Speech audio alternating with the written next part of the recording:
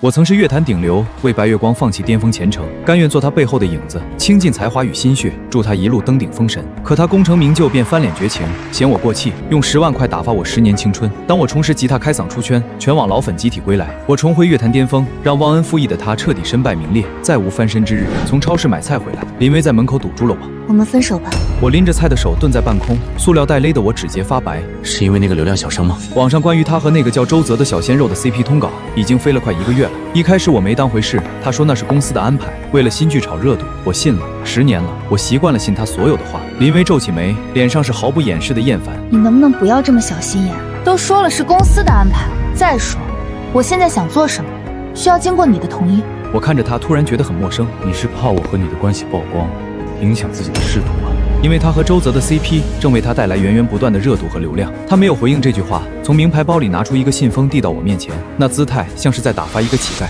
这里面是10万块，你拿着，离开这里。我接过来，打开看了一眼，红色的钞票很厚，也很刺眼。10年，我最好的10年换来了这10万。我笑了，笑得胸口都在疼。然后我扬起手，把那一沓钱狠狠地甩向空中，红色的纸片像雪花一样散落，飘飘扬扬落在他精致的头发上，昂贵的礼服上。他尖叫起来，脸上满是错愕和愤怒。你疯了！你还想怎么样？你别忘了，你只是一个过气的明星，现在出去驻唱，10年你都赚不了这么多，你还有几个10年？是啊，我还有几个10年，我最好的10年已经给了他。我看着他，一字一句地开口：林薇，我答应你，但希望你不要后悔今天的决定。说完，我没有再看他一眼，转身离开，身后是他愤怒的吼声：沉默，你早就配不上我了。是啊，我叫沉默，沉默的默。这10年，我确实活得像个沉默的影子，但他忘了，10年前我的名字是陈星的陈，那个曾经光芒万丈的名字。我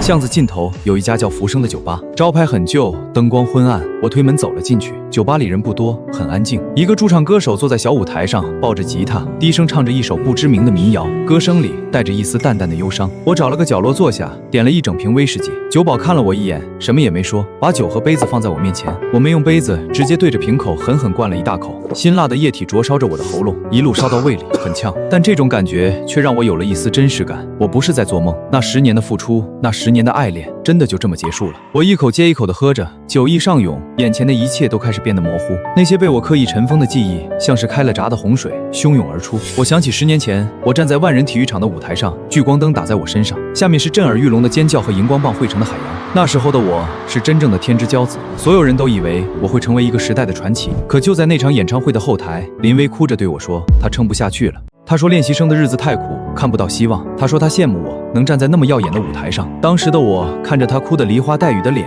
心都碎了。我揉着他的脑袋，温柔地对他说，我帮你站上比我更高的舞台。于是我开了那场震惊整个娱乐圈的告别发布会。我告诉我的粉丝，我要去寻找我的音乐梦想了。他们哭了，挽留我，可我还是走了。我从万众瞩目的陈变成了林薇身后的沉默。我把我的梦想揉碎了，一点一点亲手捧给了他。现在他成功了，而我成了他嘴里的过气废物。想到这里，我的心脏像是被一只无形的手狠狠攥住，疼得我几乎无法呼吸。委屈、不甘、愤怒、心痛，所有的情绪在酒精的催化下疯狂地翻涌。我拿起酒瓶，又是一大口，眼泪终于不争气地掉了下来。台上的驻唱歌手一曲唱罢，礼貌地鞠了一躬，准备下台休息。我也不知道哪来的勇气，我晃晃悠悠地站起来，朝他走了过去。他被我满身的酒气吓了一跳，有些警惕地看着我。我指了指他怀里的吉他，声音因为酒精和压抑沙哑得厉害。能借我用一下吗？他愣了一下，大概是没见过这么直接的客人。酒吧老板走了过来，想把我劝回座位，我没理他，只是看着那个歌手。我的眼神可能太过执着，也太过悲伤。他犹豫了一下，竟然把吉他递给了我。我接过吉他，手指有些颤抖地抚上琴弦。好久没碰了，这10年我碰过最贵的钢琴，用过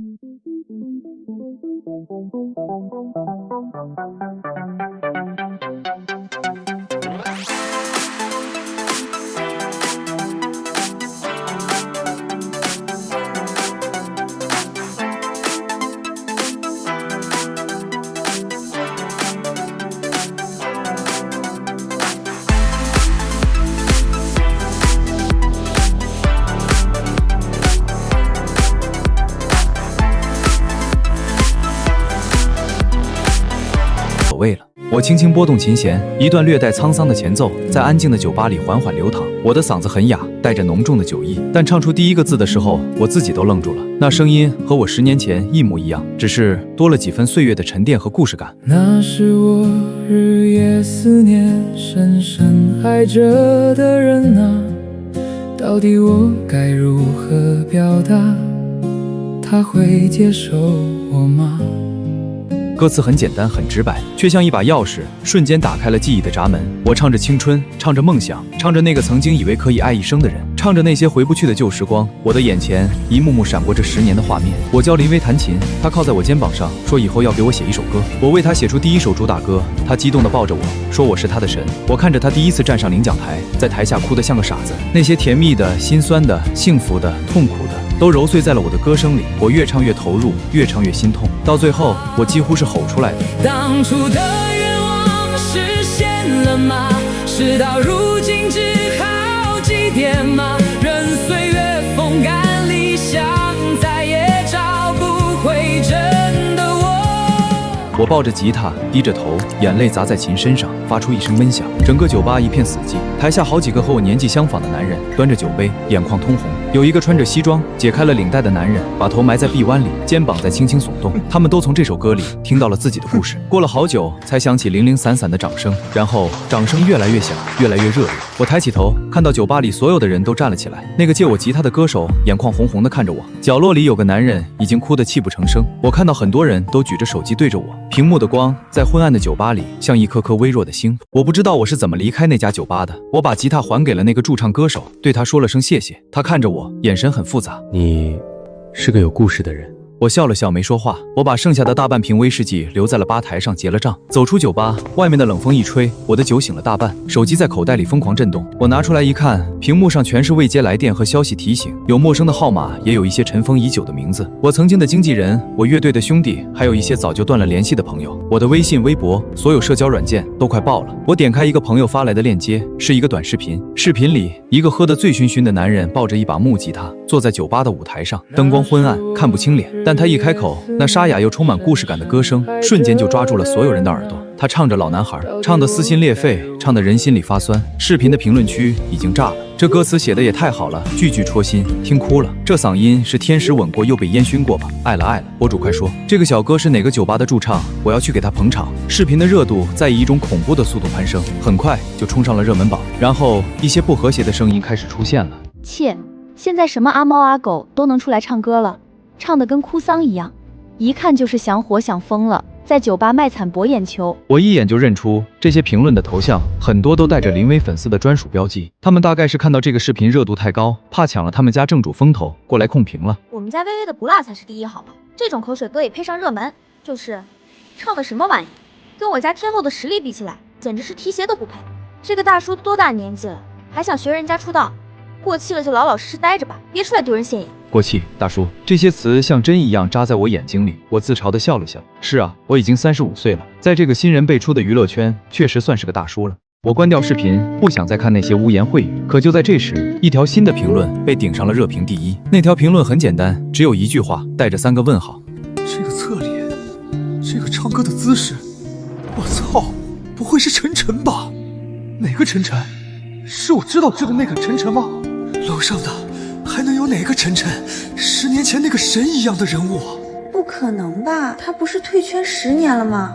我操！我回去翻了晨晨当年演唱会的视频，这个抱吉他的姿势简直一模一样，声音也像，虽然更沧桑了，但那种独特的颗粒感绝对是他。一时间，整个评论区的画风彻底变了。林薇的粉丝们还在负隅顽抗。别搞笑了，晨晨都退圈多少年了，怎么可能长这样？别来沾边我们薇薇的热度。就是一个过气老男人也配跟晨晨比？别侮辱我的青春。但很快就有人甩出了实锤，一个技术帝把我的视频画面做了高清修复和对比。左边是10年前我告别演唱会上的高清照片，眉眼张扬，意气风发；右边是酒吧昏暗灯光下我低头唱歌的截图，轮廓深邃，眼神里全是故事。2张脸跨越了10年光阴，奇迹般的重合在了一起。真的是他，真的是晨晨，我哭了。声音还是那么绝，求求了，哥，出来吧，我们还在。我的青春回来了，10年了，我终于又看到他了。天啊，他怎么会变成这样？这些年他到底经历了什么？接着下面出现了林薇粉丝的评论：一个过气的老东西，唱了首破歌有什么好吹的？现在是流量时代，谁还听这种老掉牙的歌？就是，我们家婉晴一首歌的数据能搭所有歌的组合，蹭热度真难看。看他那落魄样，哪还有粉丝？这些嘲讽的评论很快就被另一波更汹涌的评论淹没了。一条被顶到最高的评论只有短短一句话，却看得我眼眶发酸。我们只是老了，不是死了。对，我们只是上班带娃没时间刷数据了，不代表我们不爱了。我的青春回来了，我的 DNA 动了，晨晨给我杀回来！兄弟姐妹们操练起来，给这帮小屁孩看看什么叫真正的国民度。一个个话题以不可思议的速度空降热搜榜，并且在短短半小时内全部冲到了爆的程度。我的微博那个长草了10年的账号，粉丝数开始以肉眼可见的速度暴涨，无数的私信和艾特像潮水一样涌来。那些头像很多都和我一样带着岁月的痕迹，他们不再是当年追在我身后尖叫的小姑娘小伙子，他们中的很多人或许已经结婚生子，为了生活奔波劳碌，但此刻他们都回来了。我的一个老粉在超话里发了一条长微博，他说他从我出道第一天就开始喜欢我，我的每一首歌他都会唱。10年前我退圈，他哭了一整晚，觉得自己的青春结束了，他瞬间泪流满面。他在微博的最后写道：我们或许不再年轻，我们或许为了生活磨平了棱角，但那颗因为你而滚烫过的心从来没有冷却过。哥，回来吧，我们一直在等你。那一刻，我看着手机屏幕上滚动的留言，手抖得厉害。我以为我早就被这个世界遗忘了，不会再有人记得晨晨这个名字。原来他们一直都在。手机的震动将我从翻涌的情绪中拉回现实。来电显示是林薇，我盯着那个名字看了几秒，然后按下了挂断。可他锲而不舍，一遍又一遍地打来，我烦躁地直接关了机。世界总算清静了。我找了一家24小时便利店，买了一包烟，一瓶水，坐在路边的台阶上点燃了一根。烟雾缭绕中，我的思绪反而变得清晰起来。说实话，我有些犹豫。这10年，我已经习惯了幕后的生活，习惯了把所有的光环都给另一个人。我还能适应舞台上的聚光灯，还能写出让那么多人喜欢的歌吗？我抽完一根烟，又点上一根，直到一包烟都快抽完了，我才终于想明白了一件事：我回去不为任何人，只为我自己，为那个曾经被我亲手埋葬的叫做晨晨的梦想，也为那些等了我10年的我可爱的粉丝们。他们的青春里有过我，我的音乐里也应该有他们的回响。我拿出手机，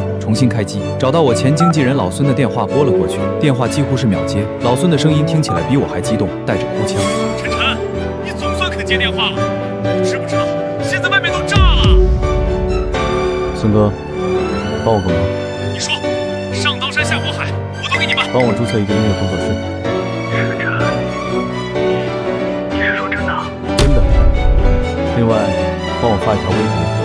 发什么？大家好，我是晨晨，我回来了。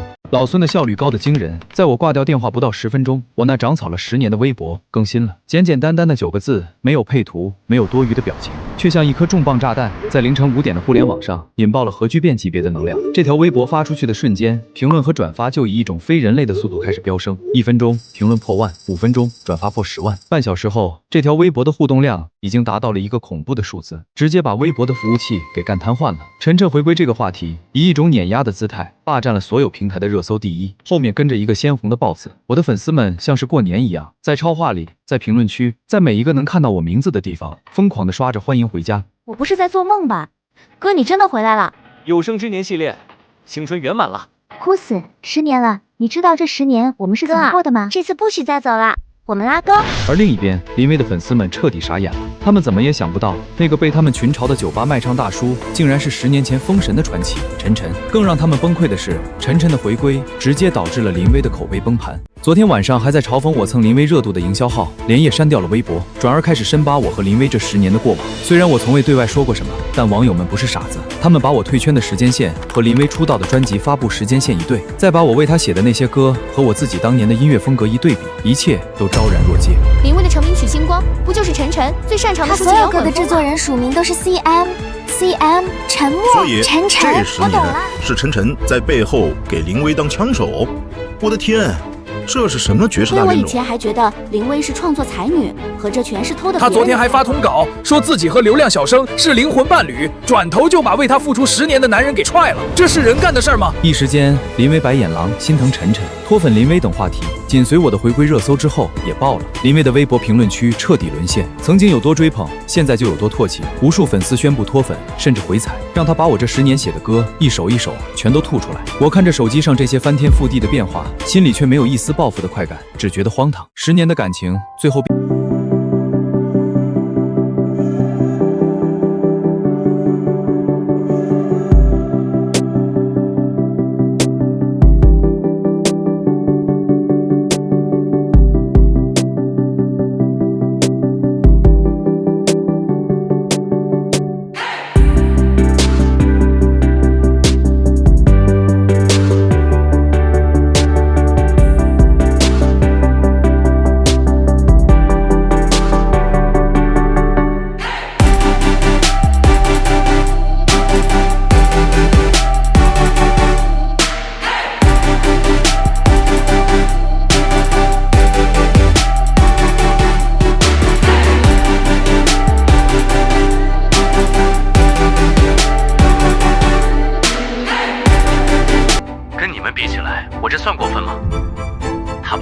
心血踩在脚下，把我当成用完就扔的垃圾的时候，怎么不说过分？他的粉丝在网上对我进行人格侮辱，骂我是过气废物的时候，怎么不说过分？现在只是让他也尝尝从云端跌落的滋味，就受不了了。我的声音不大，但每一个字都像冰锥一样扎进电话那头。王姐被我堵得一句话都说不出来，我没兴趣再跟她废话。话我已经带到了，做不做得到是你们的事。说完，我直接挂了电话拉黑。天已经大亮，我掐灭了最后一根烟，站起身拍了拍裤子上的灰。老孙给我发了消息，说他已经在我以前住的公寓楼下等我了。那是我退圈前买的房子，地段很好，安保也严。这10年一直空着，老孙在帮我打理。我打车过去，老远就看到老孙在门口焦急的踱步。看到我，他一个箭步冲上来，给了我一个熊抱。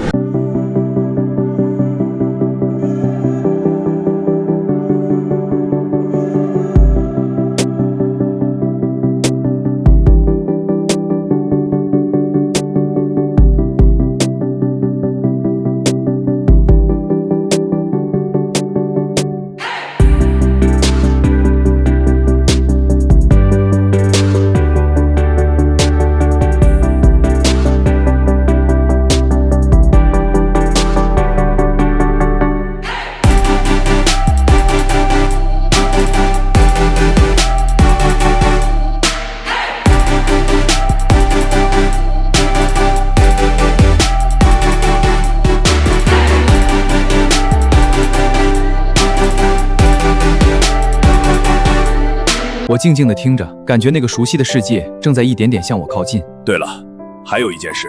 老孙突然停了下来，表情变得有些古怪。环球音乐的亚太区总裁指明要见你。我愣了一下，环球音乐那是全球顶级的唱片公司，林薇现在的合约就在环球。他见我干什么？老孙摇了摇头，不知道，就说想跟你谈谈合作，时间约在今天下午，你去吗？我沉吟了片刻，去。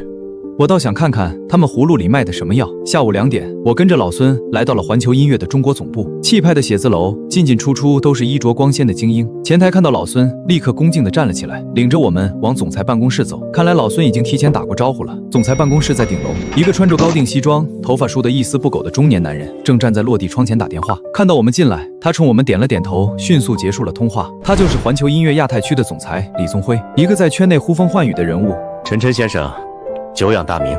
他主动伸出手，脸上带着公式化的笑容。我跟他握了握手。李总客气了。一番寒暄后，分主宾落座，李宗辉开门见山。想必陈先生已经知道了，因为你和林薇小姐之间的一些误会，导致公司和林薇小姐本人都遭受了巨大的损失。我挑了挑眉没说话，等着他的下文。我们公司经过紧急会议商讨，认为解铃还需系铃人。他看着我，眼神精明。我们希望陈先生能和林薇小姐达成和解。哦，怎么个和解法？我饶有兴致地问。李宗辉从桌上拿起一份文件，推到我面前。这是我们拟定的初步方案。首先，我们会召开一场新闻发布会，林薇小姐会亲自向你道歉，并澄清这10年你对她的帮助。其次，关于你为她创作的歌曲，我们会重新协商版权归属和收益分配问题，保证给你一个满意的价格。最重要的一点，他顿了顿，抛出了真正的诱饵。环球音乐愿意用 S 级合约签下你，我们会动用公司所有的顶级资源，帮你制作新专辑，开巡回演唱会，让你在最短的时间内重回巅峰。不得不说，这个条件非常诱人。对于任何一个想在乐坛有所作为的歌手来说，这都是无法拒绝的诱惑。老孙在一旁呼吸都有些急促了，我却笑了。我拿起那份文件看都没看，直接扔回了桌上。李总，你是不是搞错了一件事？李宗辉脸上的笑容僵了一下。什么？我今天来，不是来跟你们谈条件的，我是来通知你们的。林威这个人，我吃定了。至于环球音乐，我走到落地窗前，看着脚下繁华的城市。如果你们非要保他，我不介意，连你们一起断了。我的声音不大，却让整个办公室的空气都凝固了。李宗辉的脸色彻底沉了下来，他大概这辈子都没被人这么威胁过。晨晨，你未免太狂妄了！你以为凭你一个人就能对抗整个环球？切，见好就收！我回过头看着他，笑了，那笑容里带着一丝10年前的张扬和不羁。你可以试试。说完，我不再看他，转身就走。老孙愣了几秒，也赶紧跟了上来。走出办公室，还能听到里面传来李宗辉气急败坏的咆哮和摔东西的声音。老孙跟在我身后，一脸的担忧和后怕。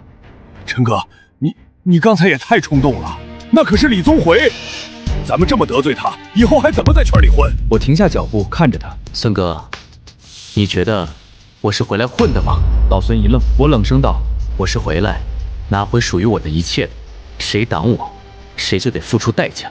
神挡杀神，佛挡杀佛。从环球音乐出来，我的心情反而轻松了不少。既然已经撕破脸，那就没什么好顾忌的了。兵来将挡，水来土掩。我陈晨10年虽然没在江湖，但江湖却一直都有我的传说。林威发来一条短信：你非要把事情做得这么绝吗？你出来，我们当面谈。我把手机递给孙哥，孙哥看完笑了。他还是没搞清楚状况，他以为你还爱他，只要他勾勾手指，你就会乖乖回去。是啊，他就是这么想的。他笃定我离不开他，笃定我为他付出了10年，就不会在乎再多付出一点。可惜他不知道，从我把那10万块钱撒向空中的那一刻起，我心里那个爱了他10年的沉默就已经死了。我回了他一条短信：好，地点你定，有些事是该当面说清楚。林威把地点约在了一家高级西餐厅，还是我们第一次约会的那个位置。他今天没有化妆，穿着简单的白裙子，长发披肩，看起来楚楚可怜，是我记忆里他最初的模样。如果是在1天前，我或许会心软，但现在我只觉得讽刺。他见我来了，眼睛一亮，立刻站了起来。陈默，你来了。林威语气里带着一丝不易察服的得意，仿佛在说：看吧，你还是舍不得我。我在他对面坐下，语气冰冷：林小姐，我现在的名字叫陈晨，别叫错了。他给我倒了杯红酒，语气放得很软。我知道你还在生我的气，昨天是我不对，我不该那么跟你说话。但是你也知道，我走到今天不容易，和周泽的事情真的是公司安排的，我身不由己。他开始卖惨，一套一套的，但我已经不想听了。说重点。我冷冷地打断他，他脸上的表情僵了一下，随即又恢复了那种柔弱。网上的事情你看到了吧？对我的影响很大。我知道你只是一时冲动，只要你出去澄清一下，说老男孩只是你随便唱着玩的，我们之间什么事都没有，一切都会过去的。你还是可以像以前一样，在我身后。我听到这里，终于忍不住笑了。在你身后？林威，你是不是觉得我特别贱？他脸色一白。陈，你怎么能这么说？我怎么不能这么说？我盯着他的眼睛。你以为我这次回演艺圈是为了什么？为了继续给你当垫脚石吗？他似乎被我的眼神吓到了，往后缩了缩，但很快他又挺直了腰板，脸上露出了他惯有的高傲。回来，晨晨，你别太天真了。就算你现在有点热度又怎么样？你已经10年没出过歌了，你就是个过气歌手。我手里有300多首歌，每一首都是金曲。离开了我，你就是个废物。他终于露出了真面目，那张漂亮的脸上写满了轻蔑和不屑。我看着他，笑得更开心了。林威，你是不是忘了，你那300多首金曲，每一首每一个字每一个音符，都是谁给你写的？你要拿我给你写的歌看不起我？他脸上的血色瞬间退得一干二净，嘴唇哆嗦着，一个字都说不出来。我懒得再看他那张虚伪的脸。你不是一直觉得我过气了吗？那么现在去看看榜单吧。我转身头也不回地离开。林薇打开了手机，他点开国内最大的音乐平台热歌榜，榜单上一首带着新字的歌曲，以一种摧枯拉朽的姿态，牢牢占据了第1的位置。歌名《老男孩》，歌手陈晨。而紧随其后的是他无比熟悉的歌名《10年》《七里香》《青花瓷》，一直到榜单的第20名，全都是我的歌。他那些所谓的金曲，全都被挤到了20名开外。这怎么可能？这些都是10年前的老歌了，怎么可能一夜之间爆发出这么恐怖的能量？他满脸震惊，手忙脚乱地拨通了经纪人的电话。王姐，你快看榜单，晨晨的歌都疯了，快找人刷数据，把他压下去，一定要把他压下去。电话那头，经纪人王姐的声音充满了前所未有的疲惫和无奈。林薇，没用的。林薇错愕，怎么会没用？他那些歌只是因为他那个破视频才突然受到关注的，热度一过就下去了。我们先刷数据超过他。林薇，你冷静点。王姐的声音陡然拔高。你以为我没试过吗？我找了最好的数据公司，砸了上百万进去，结果呢？就像石头扔进大海，连个水花都没有。晨晨的歌确实是因为这次的风波才暴涨的，但是他这些歌这10年来一直都在各大榜单的中上游徘徊，每一首的累计收听量早就破了10亿，甚至几十亿。你知道这是什么概念吗？这是国民度，是刻在了一代人 DNA 里的旋律。这么厚的根基，单凭刷数据根本撼动不了。林薇握着手机，手脚冰凉。她一直以为我只是个被她踩在脚下的过气歌手，她从来没想过我留下的那些遗产竟然有这么恐怖的能量。王姐的声音还在继续，像是一把把尖刀扎进她的心脏。周泽那边刚刚发了声明，单方面解除了和你的 CP 关系，还取关了你。之前谈好的那几档 S 级综艺也刚刚通知我们取消了对你的邀约。他们转头去邀请晨晨了。薇薇，我们可能真的完了。手机从手中滑落，掉在地毯上，悄无声息。林薇面如死灰，沉默片刻后，她重新拿起了电话。王姐，我们还有机会，我要发新专辑。有了这个想法后，林薇重新恢复了自信和高傲。她显然是想用一张高质量的专辑来证明自己的实力，碾压我这个过气歌手掀起的怀旧浪潮。她太自信了，以为没了我的歌，她依旧是那个呼风唤雨的女顶流天后。甚至她在社交媒体上发了一条意有所指的动态：真正的实力从不畏惧任何噪音。然而接下来发生的事情让她彻底傻眼了。就在她宣布发片日期的第2天，圈内所有原定同期发片的歌手，无论大小咖位，纷纷宣布专辑延期。就连那个前段时间席卷全国、势头正猛的韩流巨星团体也官方宣布，为了保证更好的作品质量，将亚区的专辑发布时间推迟。整个华语乐坛在那一周为他一个人空出了档期。林薇看到这些新闻时还在冷笑，她跟王姐说：“这些人知道我要发新专辑，怕被我的实力碾压，所以才主动避让。能让整个演艺圈做到这一步的，除了我林薇，还能有谁？就凭这个，他晨晨一个过气歌手，拿什么跟我比？”但他根本没意识到，令他们不惜代价也要避让的根本不是他，不是林薇，而是我这个过气歌手，是整个行业在向一个曾经的王者致以最高的敬意。1周后，林薇的新专辑在一片粉丝的狂欢中上线了。可这份狂欢仅仅持续了不到1个小时，我的粉丝们涌入了他的新歌评论区，留下了一片整齐划一的嘲讽。你也算个牛人，竟敢在这时候发新专辑，连韩流巨星都要给我晨晨让路，你是真的头铁啊！听了一下，就这没了晨晨，你连调都找不着了吧？林薇信心满满的专辑就像一颗小石子投进了大海，连一丝波澜都没有泛起。我甚至没有发新歌，粉丝们只是自发的把我10年前的一首老歌《兰亭序》顶了上去。那一天，各大音乐平台的榜单呈现出一种诡异又壮观的景象。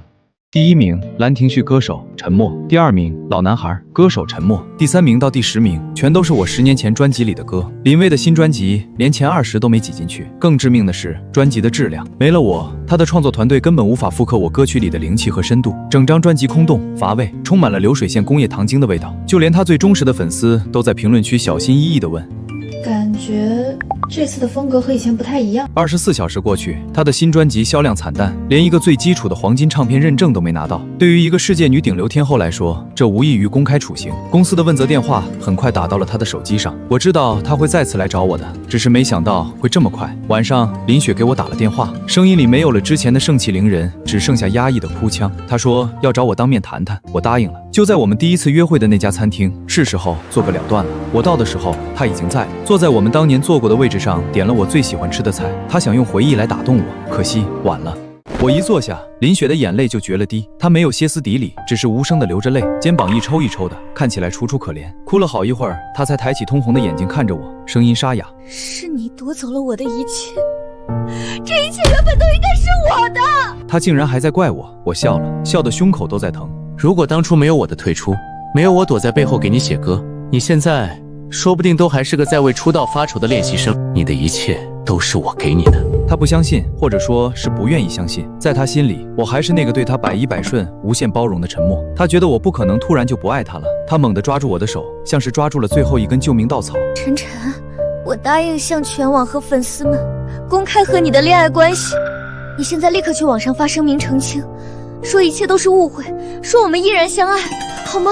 他让我把所有责任都揽到自己身上，就说是我想付出，所以自导自演了这一切。他还天真的以为只要我开口，一切就能回到从前。我看着他那张梨花带雨却又自私到极点的脸，心中最后一点念想也彻底熄灭了。我甩开他的手，然后扬起手，用尽全力给了他一巴掌。清脆的响声在安静的餐厅里格外刺耳。他捂着脸，难以置信地看着我。我站起身，居高临下地看着他。这10年的感情，这10年的付出，就用这最后一句话来结束吧。这10年的感情，就当是为了条狗。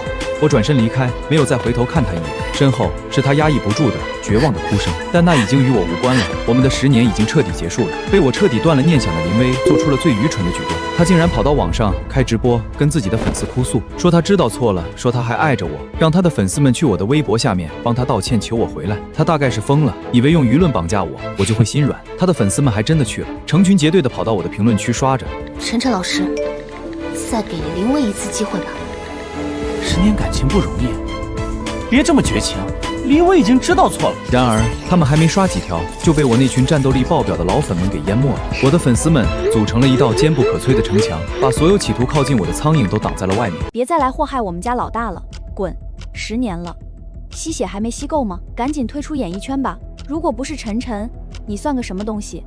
过河拆桥的碧池。林薇的这一通操作不仅没有挽回任何东西，反而让他本就岌岌可危的路人缘彻底崩盘。他不甘心，他开始像个疯子一样，一次又一次的来找我，在我公司楼下，在我家门口，在我去录音室的路上。有一次，他甚至在我必经的路上，当着所有媒体和路人的面，扑通一声跪在了我的面前。他以为这样就能逼我，我只是从他身边平静地走过，连眼角的余光都没有分给他。走到一半，我停下脚步，回头对他说了一句话，那句话被所有的镜头记录了下来：你愿意跪多久就去跪，反正腿是你的，又不是我的。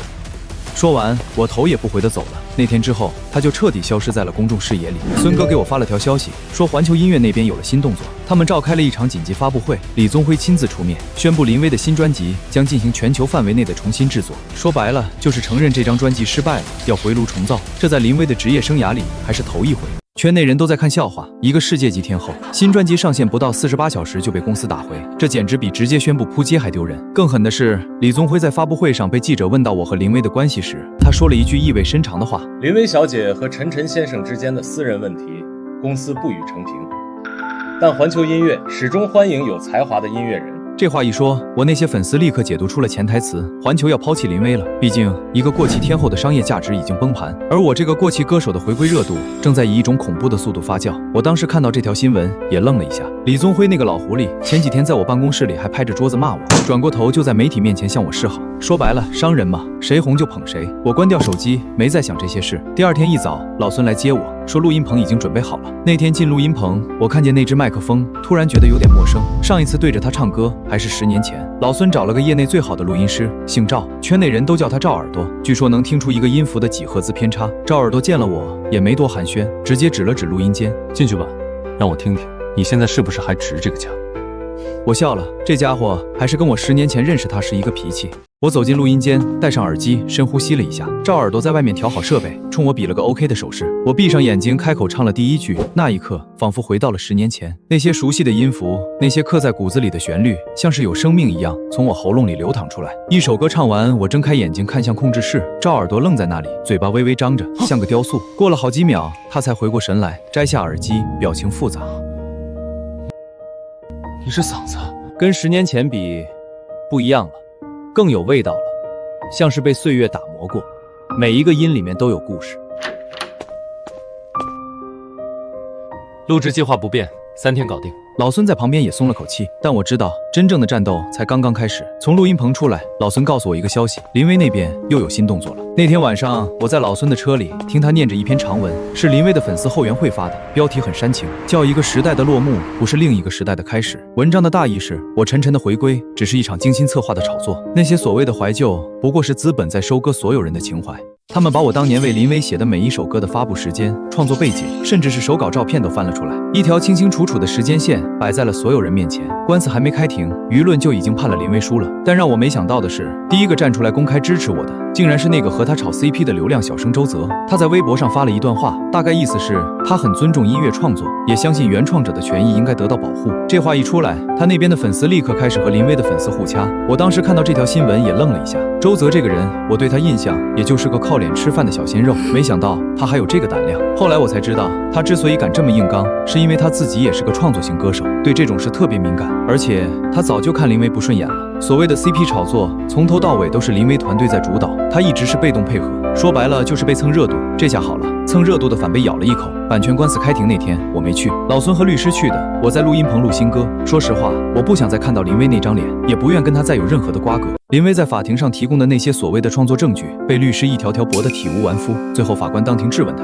那些聊天记录为什么全是截图而不是原件？他支支吾吾说不出来，说白了就是 P 的。这场官司打了整整1天，最后法官宣布休庭，择日宣判。但从当天的表现来看，胜负已定。从法院出来后，林威被记者围住了，他戴着墨镜，表情冷漠，一句话都没说，直接上了保姆车。1周以后，我的复出演唱会终于定了下来，演唱会的名字就叫跨时代。那天体育场座无虚席，10万张门票在开售的一瞬间就被秒空，黄牛把票价炒到了5位数，依旧一票难求。现场数万盏手机闪光灯汇成的银色海洋，比天上的星星还要璀璨。我站在升降台上，看着台下那一张张或年轻或成熟的脸，听着他们整齐划一地呼喊着我的名字，眼眶再一次湿润。我对着台下深深地鞠了一躬。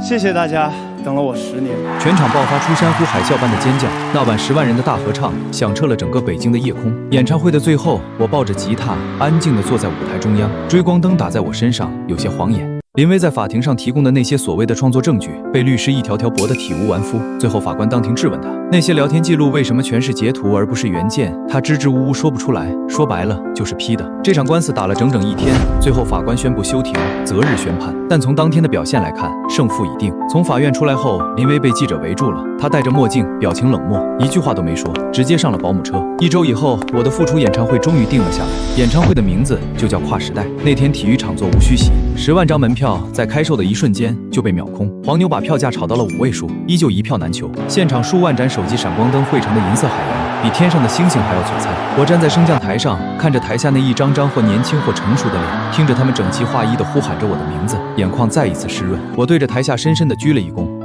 谢谢大家等了我10年。全场爆发出山呼海啸般的尖叫，那晚10万人的大合唱响彻了整个北京的夜空。演唱会的最后，我抱着吉他，安静地坐在舞台中央，追光灯打在我身上，有些晃眼。我对着台下的粉丝们轻声说，接下来这首歌我想唱给一个人听，我曾经答应过一个女孩，要在我的演唱会上把这首歌唱给她听。台下安静下来，所有人都看着我，我拨动琴弦，唱出了那首我只为她一个人写过的歌。那首歌的名字叫《安河桥》，这首歌是我写给我们的开始。那个夏天，她抱着一个装满 CD 的盒子站在公司门口，紧张的满头大汗。我路过，递给她一张纸巾。我们的故事从那里开始。一曲唱罢，我站起身，今天我做到了。我对着空无一人的远方轻声说，但他却不在了。演唱会结束后，我从孙哥口中得知林威来了，他没有票，进不来，就一直在场外站着。从开始到结束，据说当安河桥的旋律响起时，他蹲在地上，哭得撕心裂肺，后悔莫及。但那又怎么样呢？我的人生已经翻开了新的篇章，